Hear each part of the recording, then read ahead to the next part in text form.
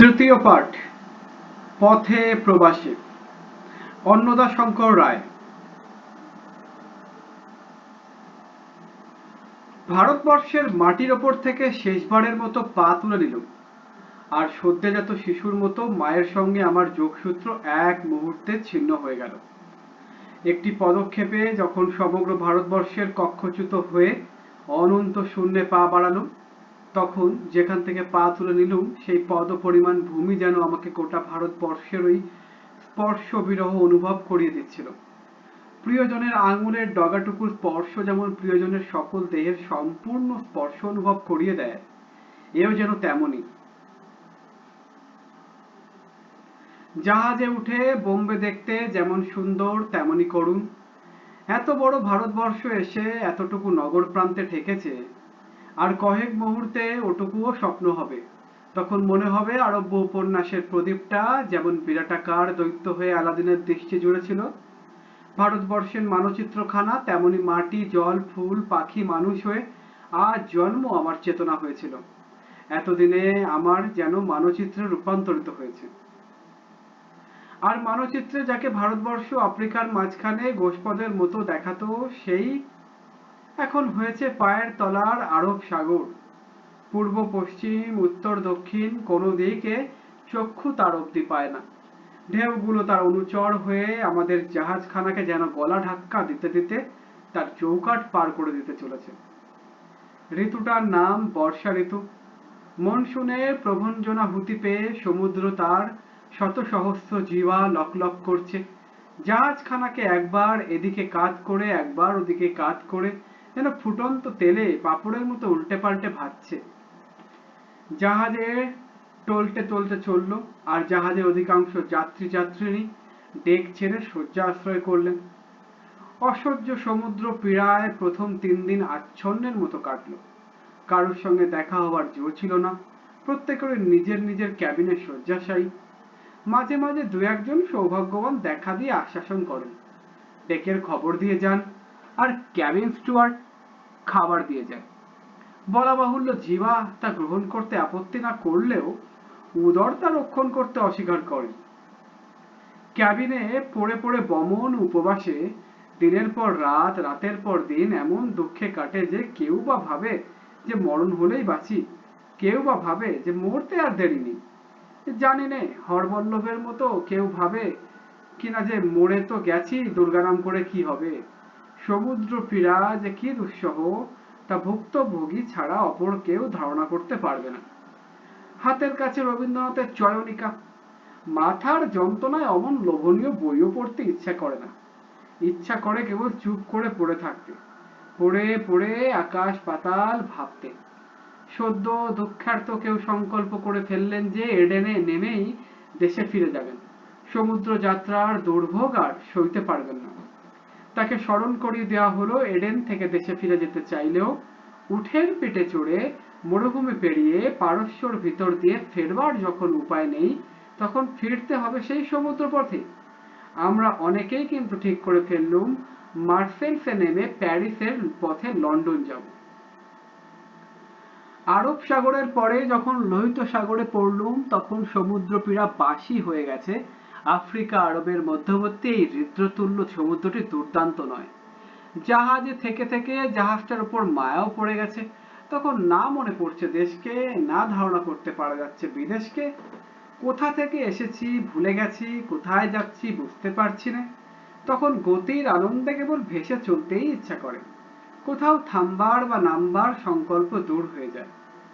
বিগত আগতের ভাবনা না ভেবে উপস্থিতের উপর দৃষ্টি ফেললুম। আপাতত আমাদের এই ভাসমান পান্থশালাটাই মন ন্যস্ত করলুম। খাওয়া, শোয়া, খেলা, পড়া, গল্প করার যেমন বন্দোবস্ত যে কোনো হোটেলে থাকে, এখানেও তেমনি। কেবল ক্যাবিনগুলো যা যথেষ্ট বড় নয়।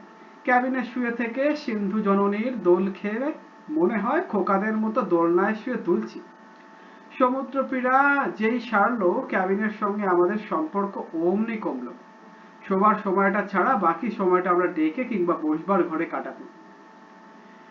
ডেকে চেয়ার ফেলে বসে কিংবা পায়চারি করতে করতে সমুদ্র দেখে দেখে চোখ শান্ত হয়ে যায়। চারিদিকে জল আর জল। তাও নিস্তরঙ্গ, কেবল জাহাজের আশেপাশে ছাড়া ঢেউয়ের অস্তিত্ব নেই। যা আছে তা বাতাসের সোহাগ চুম্বনে, জলের হৃদয় স্পর্শ, বসবার ঘরে অর্ধশায়িত থেকে খোশ গল্প করতে এর চেয়ে অনেক ভালো লাগে। লোহিত সাগরের পরে ভূমধ্য সাগর, দুয়ের মাঝখানে যেন একটি সেতু ছিল, নাম সুয়েজ যোজক। এই যোজকের ঘটকালিতে এশিয়া এসে আফ্রিকার হাত ধরেছিল। সম্প্রতি হাতের জোর খুলে দুই মহাদেশের মাঝখানে বিয়োগ ঘটিয়ে দেওয়া হয়েছে। যার দ্বারা তা ঘটল তার নাম সুয়েজ ক্যানাল। সুয়েজ ক্যানাল একদিকে বিচ্ছেদ ঘটালো বটে, কিন্তু অন্যদিকে মিলন ঘটালো। লোহিতের সঙ্গে ভূমধ্যের মিলন, যেন ভারতের সঙ্গে ইউরোপের মিলন। কলম্বাস যা পারেনি, লেসেপ্স তা পারলেন। ভূমধ্য লোহিতের মধ্যে কয়েক শত মাইলের ব্যবধান, ওইটুকুর জন্যই ভূমধ্যকে জাহাজকে লোহিতে আসতে বহু সহস্র মাইল ঘুরে আসতে হয়। মিশরের রাজারা কোন যুগ থেকে এর প্রতিকারের উপায় খুঁজছিলেন? উপায়টা দেখতে গেলে সুবোধ্য। ভূমধ্য লোহিতের মধ্যবর্তী ভূখণ্ডটাকে গোটা কয়েক হ্রদ চিরকালই আছে। এই হ্রদগুলোকে দুই সমুদ্রের সঙ্গে পরস্পরের সঙ্গে সংযুক্ত করে দিলেই সেই জলপথ দিয়ে এক সমুদ্রের জাহাজ অন্য সমুদ্রে যেতে পারে। কল্পনাটা অনেককাল আগের, কিন্তু সেটা কার্যে পরিণত হতে হতে গত শতাব্দীর 2/3 অতিবাহিত হয়ে গেল। ক্যানালটিতে কলা কুশলতা কি পরিমাণ আছে তা স্থপতিরাই জানেন, কিন্তু অব্যবসায়ী আমরা জানি।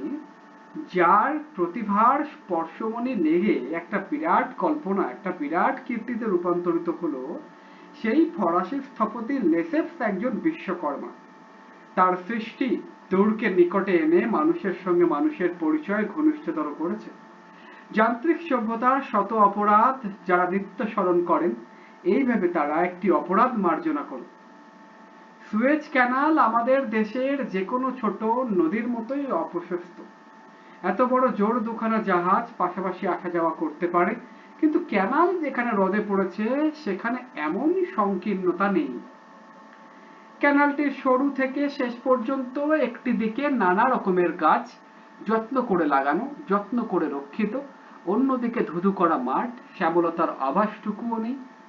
ক্যানালের দুই দিকেই পাথরের পাহাড়, যেদিকে মিশর সেই দিকেই বেশি। এই পাহাড়গুলিতে যেন জাদু আছে, দেখলে মনে হয় যেন কোনো কিউবিস্ট এদের আপন খেয়াল মতো জ্যামিতিক আকার দিয়েছে, আর এক একটা পাহাড়কে এক একটা পাথর কুঁদে গড়েছে। ক্যানালটি যেখানে ভূমধ্যসাগরে পড়েছে সেখানে একটি শহর দাঁড়িয়ে গেছে, নাম পোর্ট সৈয়দ। জাহাজ থেকে নেমে শহরটার বেরিয়ে আসা গেল। শহরটার বাড়িঘর, রাস্তাঘাট ফরাসি প্রভাবের সাক্ষ্য দেয়। কাফেতে খাবার সময় ফুটপাথের ওপর বসে খেতে হয়। রাস্তায় চলবার সময় ডান দিক ধরে চলতে হয়। পোর্ট সৈয়দ হলো নানা জাতের, নানা দেশের মুসাফিরদের তীর্থস্থল। কাজে সেখানে তীর্থের কাকের সংখ্যা নেই। ফাঁক পেলে একজনের ট্যাকের টাকা আর একজনের ট্যাকে ওঠে। পোর্ট সৈয়দ মিশরের অঙ্গ। মিশর প্রায় স্বাধীন দেশ। ইউরোপের এত কাছে বলে ও নানা জাতের প্রতীক কেন্দ্র বলে মিশরীরা ইউরোপীয়দের সঙ্গে বেশি মিশতে পেরেছে, তাদের বেশি অনুকরণ করতে শিখেছে, তাদের দেশে অনায়াসে যাওয়া আসা করতে পারছে। ফলে ইউরোপীয়দের প্রতি তাদের অপরিচয়ের ভীতি বা অতি পরিচয়ের অবজ্ঞা নেই। ইউরোপের স্বাধীন মনোবৃত্তি তাদের সমাজে ও রাষ্ট্রে সঞ্চালিত হয়েছে। পোর্ট সৈয়দ ছেড়ে আমরা ভূমধ্যসাগরে এলাম। শান্তশিষ্ট বলে ভূমধ্যসাগরের সুনাম আছে। প্রথম দিন কয়েক চতুর ব্যবসাদারের মধ্যে ভূমধ্যসাগর honesty is the best policy করলে, কিন্তু শেষ পর্যন্ত ভদ্রতার রক্ষা করলে না। আর একবার করে কেউ কেউ শয্যাশায়ী হলেন। অধিকাংশকে মার্সেলসে নামতেই হলো। পোর্ট সৈয়দ থেকে মার্সেলস পর্যন্ত জল ছাড়া ও দুটি দৃশ্য ছাড়া দেখবার আর কিছু নেই। প্রথমটি ইতালি ও সিসিলির মাঝখানে মেসিনা প্রণালী দিয়ে যাবার সময় দুধারের পাহাড়ের সারি। দ্বিতীয় স্ট্রম্বলি আগ্নেয়গিরির কাছ দিয়ে যাওয়ার সময় পাহাড়ের বুকে রাবণের চিতা। মার্সেলস ভূমধ্যসাগরের সেরা বন্দর ও ফরাসিদের দ্বিতীয় বড় শহর। ইতিহাসে এর নাম আছে। ফরাসিদের বন্দে মাতরম, লা মার্সেলিয়ার্স এর এই নগরেই জন্ম। কাব্যে এই অঞ্চলের নাম আছে ফরাসি সহজিয়া কবিদের ট্রাবাদুর প্রিয়ভূমি। এই সেই প্রভেন্স, বসন্ত যেখানে দীর্ঘস্থায়ী ও জ্যোৎস্না যেখানে স্বচ্ছ। এর পূর্ব দিকে সমুদ্রের কূলে কূলে ছোট ছোট অসংখ্য গ্রাম। সেই সব গ্রামে গ্রীষ্ম যাপন করতে পৃথিবীর সব দেশের লোক আসে। বান্ডোল নামক তেমনি একটি গ্রামে আমরা একটি দুপুর কাটালুম। মোটরে করে পাহাড়ের পর পাহাড় পেরিয়ে সেখানে যেতে হয়। পাহাড়ের ওপর থেকে মার্সেলসে দেখলে মনে হয় যেন সমুদ্র তাকে সাপের মতো 7 পাক জড়িয়ে বেঁধেছে। মার্সেল শহরটাও পাহাড় কেটে তৈরি। ওর একটা রাস্তার সঙ্গে আরেকটা রাস্তা সমতল নয়। কোনো রাস্তায় ট্রামে করে যেতে যেতে ডান দিকে মোড় ফিরলে একেবারে রসাতল। কোনো রাস্তায় চলতে চলতে বাঁদিকে বেঁকে গেলে সামনে যেন স্বর্গের সিঁড়ি। মার্সেলসের অনেক রাস্তার দুধারে গাছের সারি ও তার ওপারে ফুটপাত। মার্সেলস থেকে প্যারিসের রেলপথে রাত কাটল। প্যারিস থেকে রেলপথে ক্যালে, ক্যালে থেকে জলপথে ডোভার এবং ডোভার থেকে রেলপথে লন্ডন। নির্বাচিত অংশ: পথে প্রবাসে। পথে প্রবাসে বইটির প্রথম সংস্করণের প্রচ্ছদ।